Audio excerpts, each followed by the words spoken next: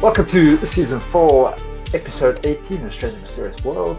Tonight we have our regular liberal Catholic Church priest, Father Damon Urbani. So very cool to have you on again, as always. We were going to have you on for the Halloween special, but we thought, I think you did that last time, so we didn't want to kind of have Yes, we have done that before. So, but, not too late, we're going to be doing something very cool. yeah. Kind of Halloweenish. Yeah. Go for it. Go. So anyway, I know we just missed Halloween, but this is our Halloween episode, and it's all about vampires. And then, yes, a very interesting subject. Interesting subject. And when you one of the told most me interesting of the horror archetypes yes, is the vampire. So you told me that you knew something about vampires, and I was just so curious to hear what it's about.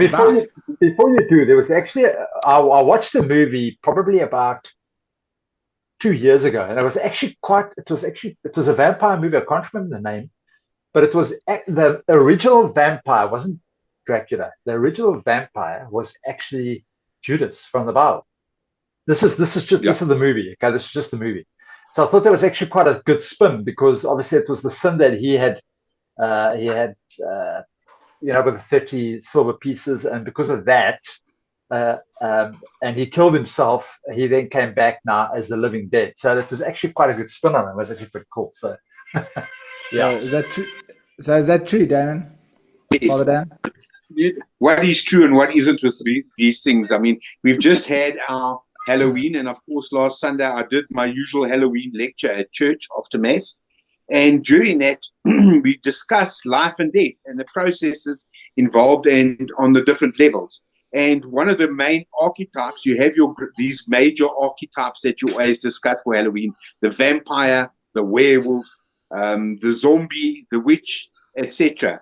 So you always have that kind of situation. You have these archetypes. And of course, the vampire is an extremely interesting one.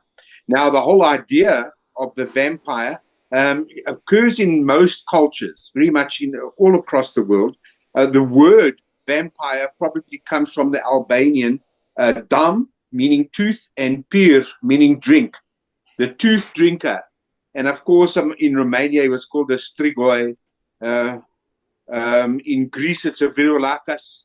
Amongst the Hindus, it was a rakshakas, literally demons. So it's not a new theme. I think it all started becoming very popular from the Balkans to the West during the 19th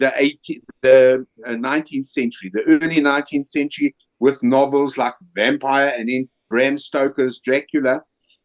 But we've always had this archetype in our subconscious, this living dead, this undead entity that visits and plagues the living by just draining their life force, of course, as the blood. And of course, Hollywood does a wonderful job of it.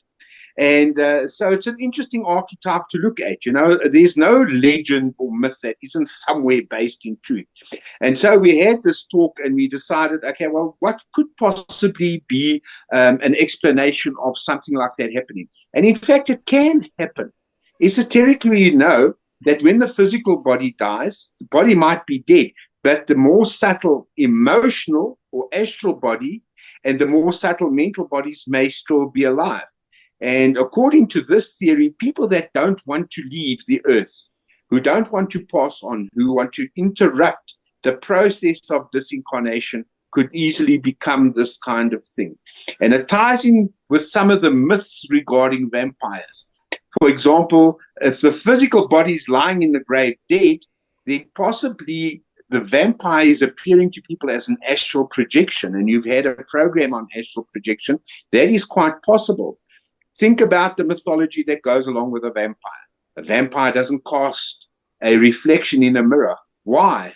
Well, because he's not there. The body's lying as a corpse in the grave. It's an astral projection. It's a glamour. And of course, disappearing in a cloud of mist or transforming into bats and things like that could not happen physically, but it could happen as a glamour, as an astral projection. And so this is what undead means. Undead means that the physical body is dead, but the emotional and mental bodies are still alive and yearn to remain here on this earth and in this plane. unfinished business. That's why they say sometimes suicides, or people that have been very badly treated and that could become this. And of course, the whole idea of the life being in the blood comes from the Old Testament. So the blood carries the life. So this thing that's half dead would need to feed on the life force of the living. Now, I'm sure you and I have come across people on a daily basis that drain you. It's not quite the same thing. I know I have parishioners like this. You talk and you have a conversation with them and you are depleted by the time you finish. They seem to be energy depleted. That's not really what we're talking about here. Yeah, we're talking about a supernatural condition that could possibly actually happen from an esoteric perspective. So beings that don't want to leave, that get caught between the realms, not alive, but certainly not completely dead, living off the life force of the living.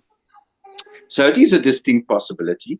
And then, of course, we get the whole idea of, it's tied in with, in the West with Count Dracula, okay? Vlad Tepes, who was actually the Voivoda, a prince of Wallachia in Romania in the mid 1400s. And he was quite a strange man indeed. He was brought up as a hostage of the Ottoman Empire, and he sometimes served the Ottoman Empire, but he's a hero in Romanian folk history because he stood against the Ottomans as well.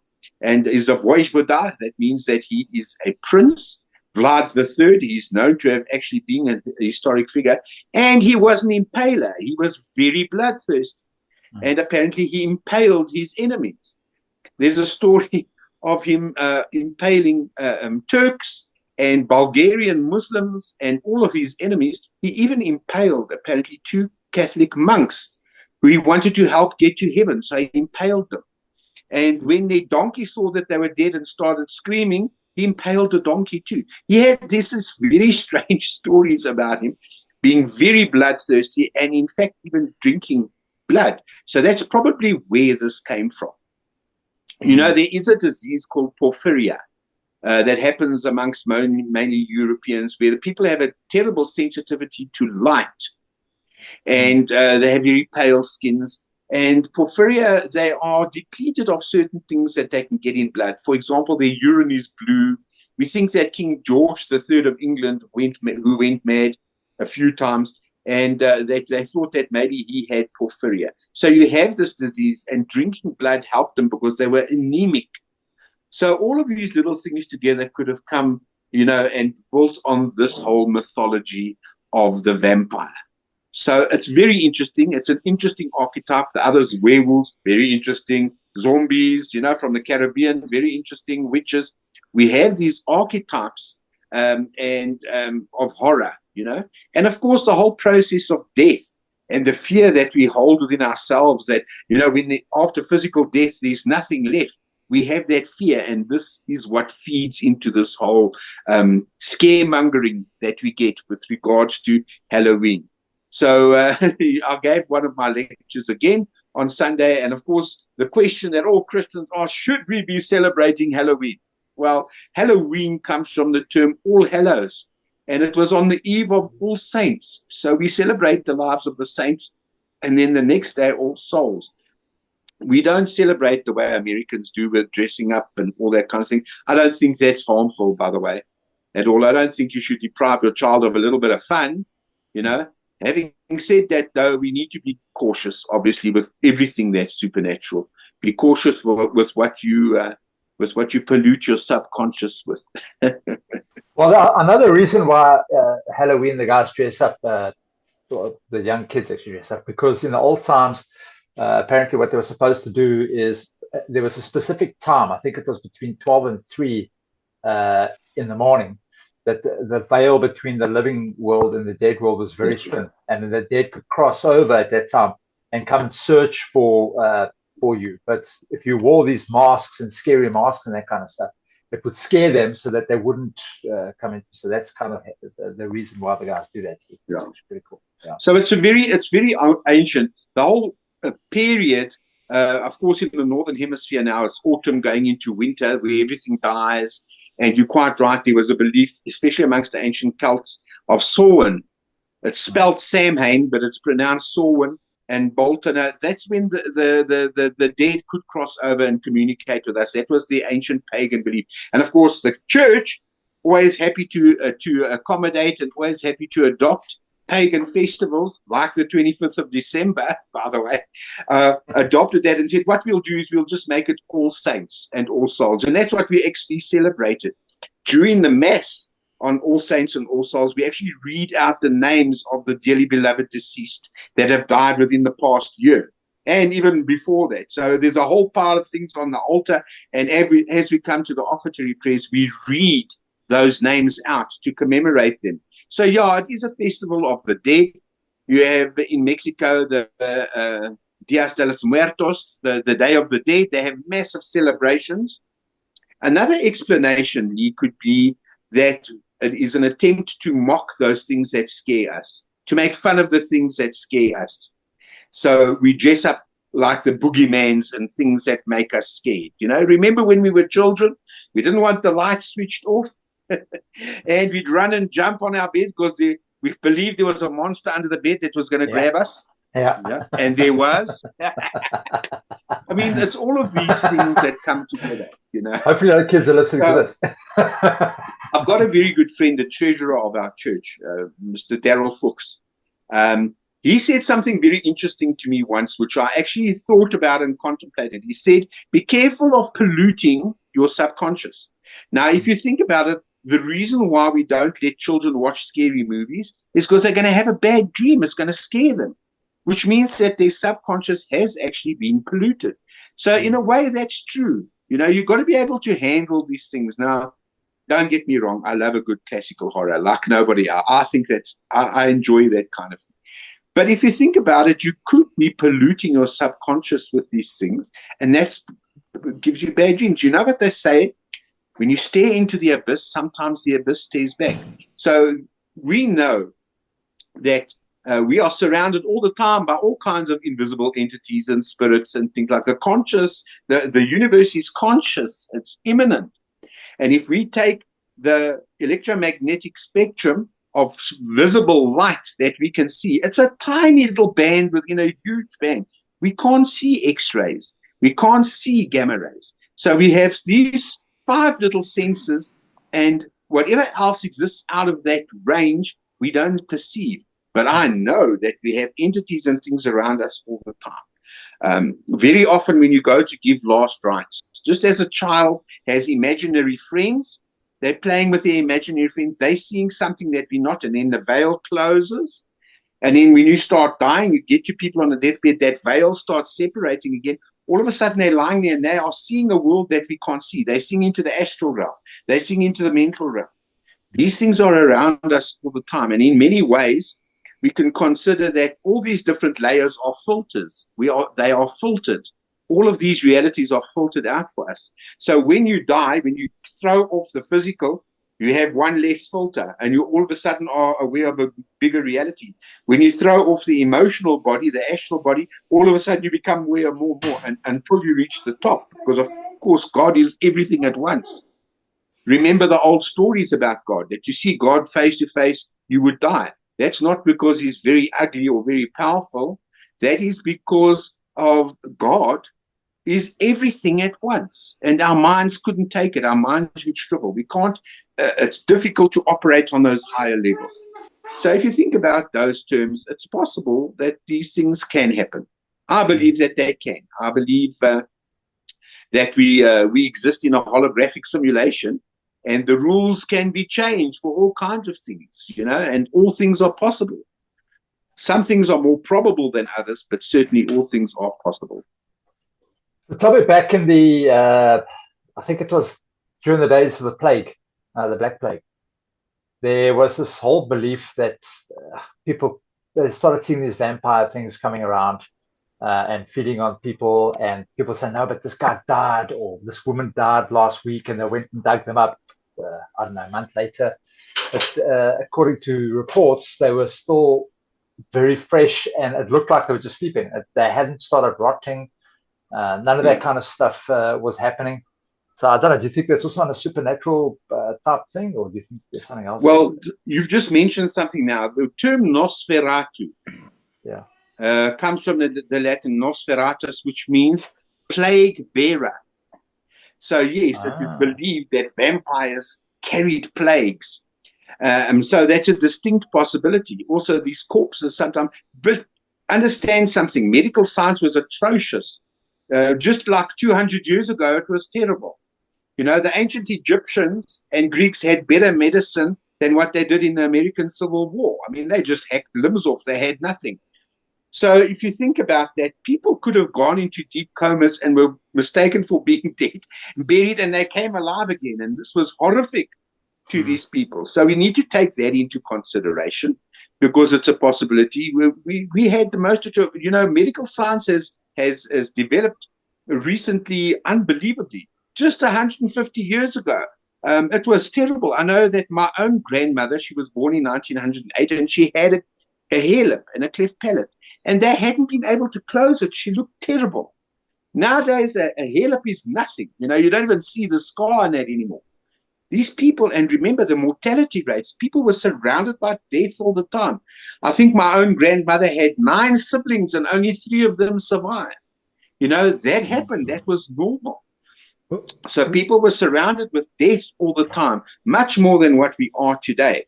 I see things because I go out to give last rites. And so I see people seeing realms and inner realms and things. As they're starting to die, I often warn them and warn the family. They're going to start seeing things. Don't let them be afraid.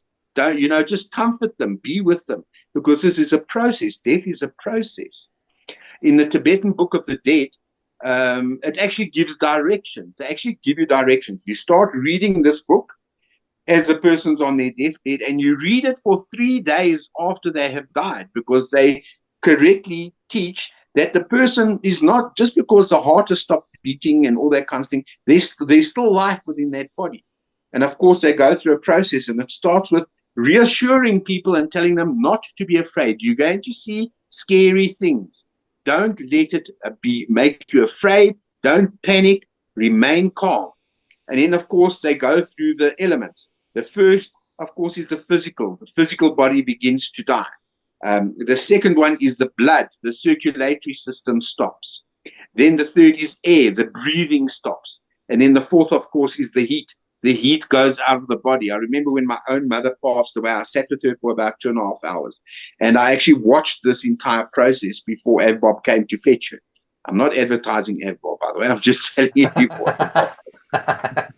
And I actually watched this process. And they say it actually continues to go on, because think about it, the life force is drawn in. The physical is just the outer shell. Then all things start to happen on the emotional level. And the etheric level, which is the highest level of the physical, which scientists tell us don't exist, but which does. And they make it very clear that the corpse must not be cremated or given a sky burial until 3 days have passed after the death, so that the corpse actually is dead. And then, of course, the best way to rid yourself of a corpse is cremation, because burying and that kind of thing, you know, you have souls that don't want to go, souls that cling to life. They're terrified. They enjoyed the world here. They loved life. Evil people, and want to come back. We hear stories, for example, of alcoholics hovering around bars and places where you can drink, desiring still to drink, but having no physical body, or smoking. Apparently, smokers, heavy smokers, become paralyzed in their etheric body. All of this kind of thing. Drugs, sex addicts that want to still indulge these things, but now the physical body has died. This could possibly account for things like this happening. You get a powerful individual that can astral project. The body is dead, but they can astral project. This is where vampirism this is possibly a source of an esoteric source of vampirism. So, I mean, it's something. And to talking about that movie that came out recently, Nosferatu, a very good movie, very scary, but a very good movie, very well made. The lighting, the costumes and that, all excellent. You know, there's been a trend over the last 20 years or so that vampires have become less scary in Hollywood. It's been explained like in the underworld, yeah. They're just a separate species. They're not undead. They're separate species. And then you get that other one where he glows in the light, you know, boy, so beautiful and pale and falling in love. This latest movie, Nosferatu, puts that in its place. It shows the vampire as a corpse that is somehow reanimated. And in the story, this Count Orlok, instead of Count Dracula, Count Orlok was a great wizard of a group of Dacian wizards called the Solomonari. And it's interesting, so it's like the Warlock and the Illuminati and the Warlock. What is yes, and the Solomonari. Now, the greatest grimoire that's used to this very day is called the Keys of Solomon. Not so, where you can evoke demons and things to help you. So they call him, he was a wizard of the Solomonari, and that's what helped the devil himself to reanimate him in his corpse. But the corpse is dead. You can see this is a dead thing. Okay, so it's very frightening. But of course, there's also that whole romantic and erotic part of it as well with vampires. You know, nocturnal visits, you know, interesting nocturnal visits and the intimacy of biting and all that. There's a sexual aspect to it, I suppose, as well. You know, that like True Blood. Remember that series True Blood that came on? It was an HBO series, the early 2000s. Very good series. Very, very, very sexy, you know, but I mean about vampires and things. So, and a vampire ultimately is dead. Remember, the thing is dead. It's ice cold, it's dead. Necrophilia. That's the necrophilia. Yeah, so it is necrophilia, but I mean, and that's why we think that it's an astral projection. Light, it would certainly not, no etheric forms can circulate during daylight. Light, the sunlight melts etheric forms. So ghosts and things disappear during the sunlight. And of course, everyone feels better. You have a terrible evening. You're worrying about this, worrying about. In the morning, you feel better. You know, the sun is uplifting to us. So all of these little things come in. But originally, it wasn't silver that was a problem for a vampire. Silver was the thing against a werewolf, remember? A vampire was holy water, garlic. I had such a funny story that happened to me. I was in hospital, in Edenvale Hospital, for diabetic ketoacidosis. And they had to, that's when I got diabetes. And I had to take, and the blood technician came, and she was this very skinny, extremely anemic, pale young lady. And she was taking my blood, and she looked exactly like, she said, "Oh, I hate garlic." And I was saying to myself, yes, I bet you hate garlic. Look at you. You're anemic. I remember that as being, she thought it was funny as well. But she was this way. And she had the gloves on wrong, so they looked like long fingers. It was just a funny Did you ask her if she wanted a sip while she was taking your blood? She actually took it well. She actually laughed. She actually thought it was very funny. But she told me she hates garlic. You know, when you're sick and very weak, strong smells, strong flavors actually affect you terribly. So the smell of garlic would really repel something that was very weak and anemic. Garlic, apart from the fact that garlic is very good for you, of course. And of course, holy water and, you know, things like that. It all came through the whole Hollywood thing. But remember, they have found graves in Romania, Bulgaria, in many parts of the Balkans where the people have been staked and a blade was put over their neck to prevent them from rising. So these people thought that this was a distinct possibility, that some evil people could actually come back, and they tried to prevent that. Oh. So it's got a long history. But it is a very interesting, I think it's probably one of the most interesting of the horror archetypes that we have. And it does actually have an esoteric explanation. But I think also with the entities, because entities are apparently said that they can latch onto you and like suck your life force, and yes. Or like even shamans, like you hear them having battles, and then they like they will go shapeshift into, or when they say shapeshift, I think it's like they astral travel into like a bird or a bat or something, and then they go and spy on their shaman, like counter, like their. What do you call it? Like wherever they're doing battle with the other shaman in the other village, and they travel there, you know, in a jaguar or a bat, and maybe they could also like suck the life force out of people. Yeah. But I thought it was mainly like entities, because you hear like a lot of the times, you know, these energy healers or these alternative healers or whatever they say, you know, you go see them and they say, oh no, I see an entity on you, it's sucking your life force off, and they try and get it off them with like prayers and whatever. Yes. I mean, do you think that's kind of like a thing? Yeah, or exorcisms? Yeah, maybe, yeah, or like do you think that could? I think these things are possible. I think that this is the unseen realm. And I think these things are possible. We live in a country where black magic and witchcraft are used on a daily basis, even in crime. We have a culture where people visit sangomas and things like that and use witchcraft on a daily basis. We know that it's involved in crime. We know that criminals go in a group and visit a sangoma who makes them immune to bullets and all that kind of. It's happening all the time in these cultures. This is something that clings to us. In my own experience, though, a healthy, adult, sober human being is stronger than what people think and can't just easily be taken over. It's usually sick people and addicts and drunkards and things like that that can be possessed and taken over. A sober, adult, healthy human being is actually not as susceptible as what people may think. Remember, these are very subtle forces, very subtle forces. And so these things are difficult. They're not easy. So I've been sober for 10 years. I've been sober for 10 years now, Father Damon. So you're saying I must throw all the crystals and the incense and the funny sigils out? No, that helps. No, I don't think that that's as powerful as what you think it is. Certainly not crystals. Crystals are relatively pure. Pleasant incense there's nothing it's not gonna evoke anything.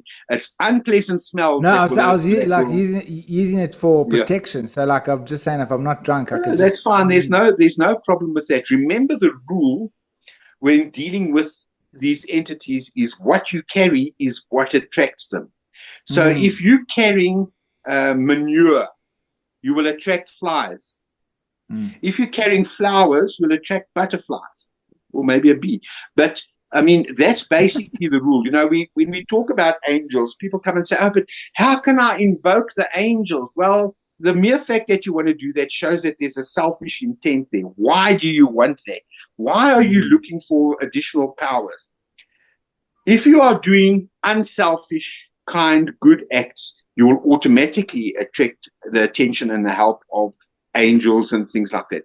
If you are doing wicked things, of the lower nature, selfish things, you will always automatically attract the opposite. And both do exist. There are the negative that would love to have an opportunity to take over your body because they've lost theirs or whatever, and to experience these pleasures that they became addicted to in life, and etc. So be strong, you know, and your symbols and things like that. It's mostly intention that is very powerful. It's the will. That wants to that drives things. Symbols are there just to remind us of certain things. So I don't think that that's necessary. That's also why I say, you know, taking it too seriously and stopping your child from going to a Halloween party is probably not necessary, if you know what I mean. Let them have fun. After all, when you're a child, that's, whether you know it or not, that's the best time of your life. You'll never have that time again, such carefree time. The minute you're an adult, hey, the world hits you. Hey? So, I mean, it also depends on an individual. Are you a strong person? Can you handle these things? Can you deal with the reality or the expanded reality around you? You know, and then of course, faith and gnosis helps.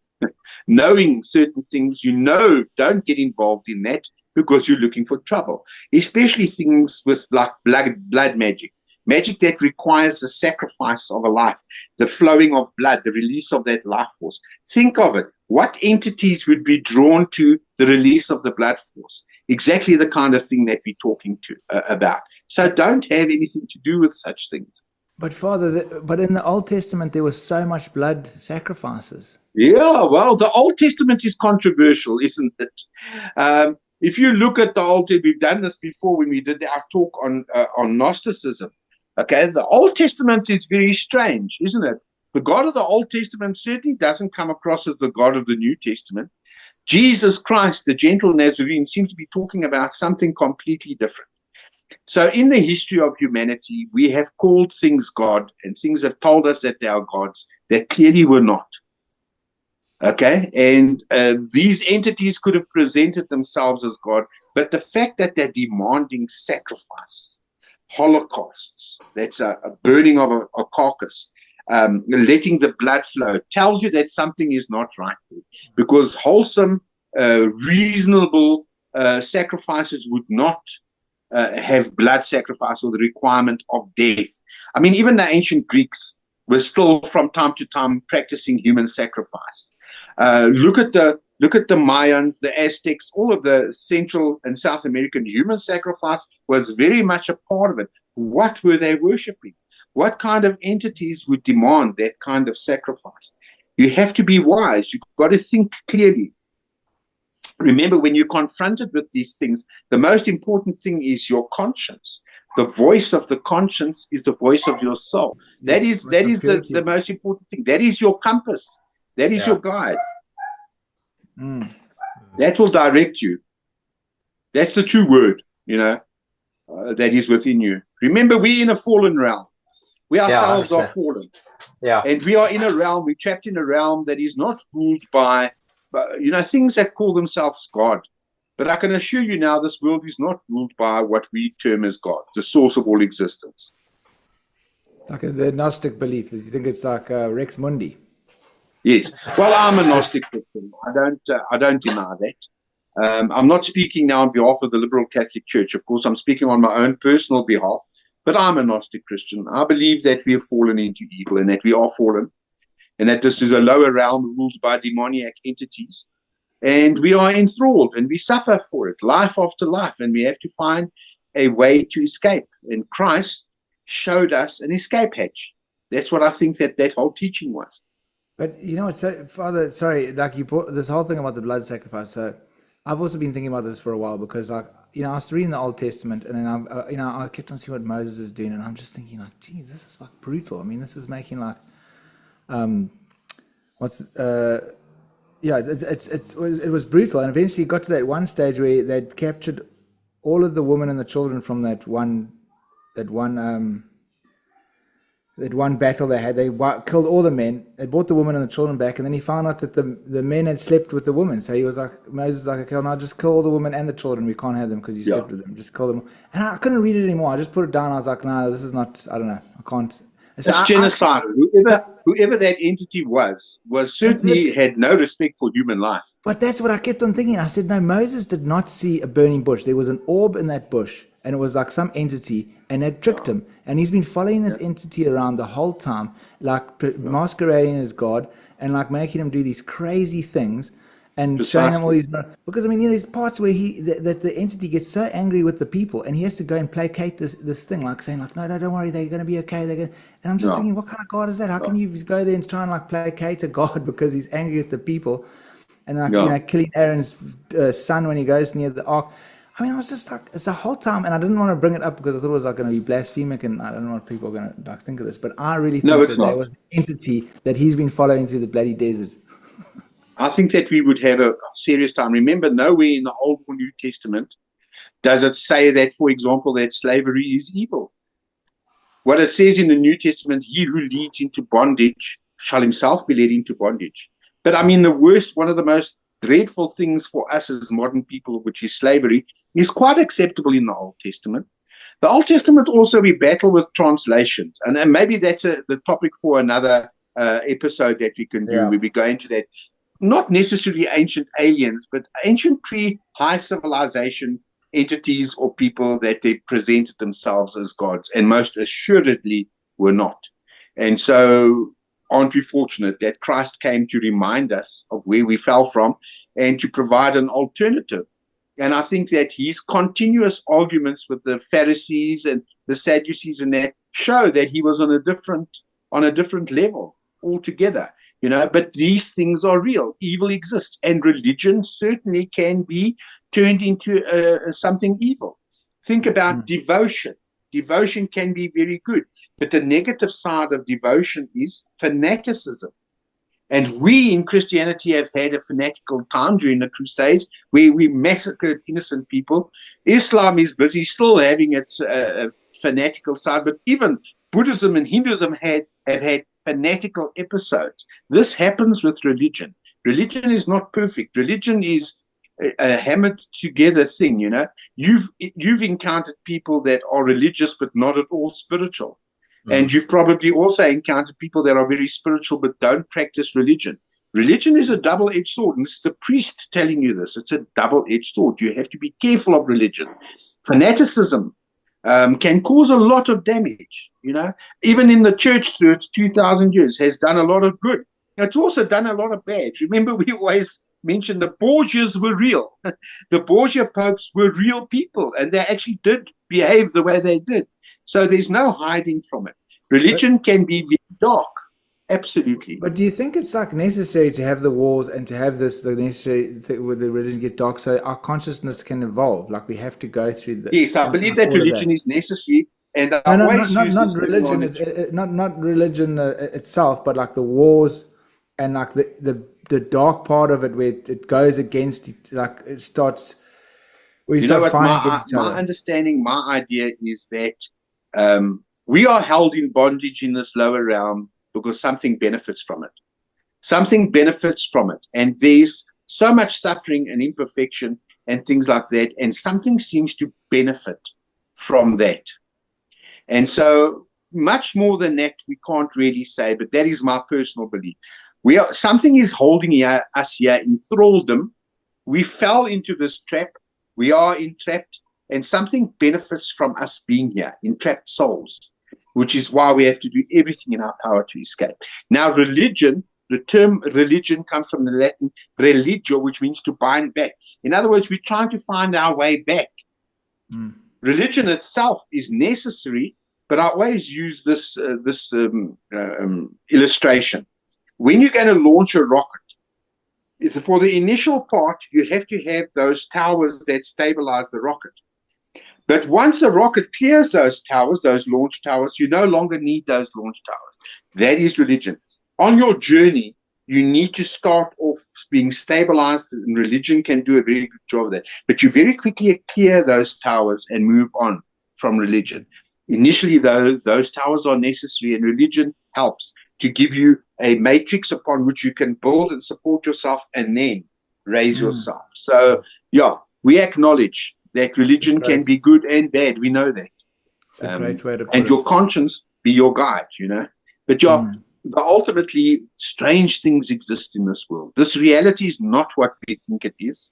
The rules can be rewritten. The rules can be changed. And all things are possible. Some things are more probable than others, but all things are possible. And so be cautious. Trust your insight. Trust your conscience. Wow. Yeah. I think it's Esoterically, a creature like a vampire is possible. Yeah. Great. You got anything else there, or do you think it's a good? That's awesome. Yeah. But Father, we have to get you on maybe next week. I know we were going to do something next week with the other thing, but we really want to talk to you about what the Old Testament, who those gods were. What's your opinion? No, well, that's a very interesting one, and I can kind of tell you a little bit from what I know, some research that's been done by some guys. We'll save it for the next show. Okay. Yeah. All right. Okay. Eh? What do you think? And new translations that have come out that tell a different story. Yeah. I think that will be a very good subject for next Thursday if you'd like that, and we can discuss That's cool. it. Yeah. I think that will be amazing. Okay, awesome. Cool, Father. Okay. Thanks, Father. Thank you very much, gentlemen, for having me on. Yes. Yeah, pleasure. Always a pleasure. Yes. Thank Thanks. you. Have a nice And also, one last thing before we go. If anybody actually made it this far in the episode, I'm launching my website soon that's going to have those documentaries, like the one we did on mystery schools together, Father Damon. So that'll be up soon on a site for people to go and watch, Elisa's TV. So you just go stay tuned. And there's also going to be one on past lives and psilocybin journeys. So stay tuned for that. Looking forward to seeing that. Coming soon. Good night. All right. Cool. Okay, cheers, guys. Father. Cheers, Father. Exit. Okay. Cool, man. Awesome. Yeah. So good one again, as always, with Father Damon. Yeah, let's actually go I know a little bit about what you want to ask for next week. So yeah, a little bit about but I think just save it for next That's week. fine. We can. Sorry, I we don't feel definitely... I felt bad cutting you off. No, it's fine. I think it's going to be great for next week. Yeah, 100%. Okay, guys, No, guys nice, and girls. Man. Yeah, from everywhere, please like and subscribe. Go and watch Lucis TV. Go and subscribe there, and go watch some of the documentaries that's coming through there. And yeah, let us know your thoughts. Thanks, guys and girls. Thanks, Will. Have a good. Bye, guys.